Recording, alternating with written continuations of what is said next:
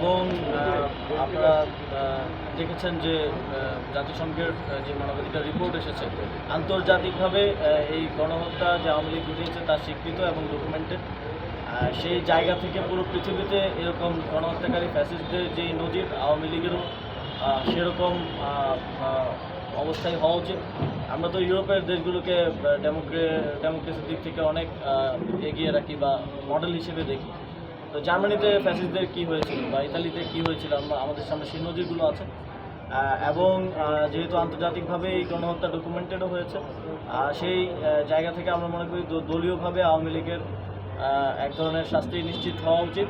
এখন সেটা কোন প্রক্রিয়া হতে পারে, কী ধরনের শাস্তি হতে পারে, এটার ব্যাপারেও সবার মতামত নেওয়া, কনসালটেশনের ব্যাপার আছে। আশা করি তারপরে একটা সিদ্ধান্ত দলীয় সরকার নির্বাচনে যদি তারা বিক্ষিপ্তভাবে অংশগ্রহণ করে তাহলে সরকারের অবস্থান কি হবে এবং সেই ক্ষেত্রে আইন শৃঙ্খলা তো আরও অবনতি ঘটতে পারে। দেখুন, যারা গণহত্যার সাথে জড়িত এবং বিভিন্ন সময়ে বিগত ফ্যাসিবাদের সময়ে জনগণের বিরুদ্ধে বিভিন্ন ধরনের কার্যক্রমে জড়িত ছিল, তাদের অধিকাংশই তো এখন পলাতক অবস্থায় আছে। এবং গণহত্যার সাথে যারা জড়িত তাদের ব্যাপারে মামলা আছে বিধায় তারা পলাতক অথবা জেলখানায় রয়েছে।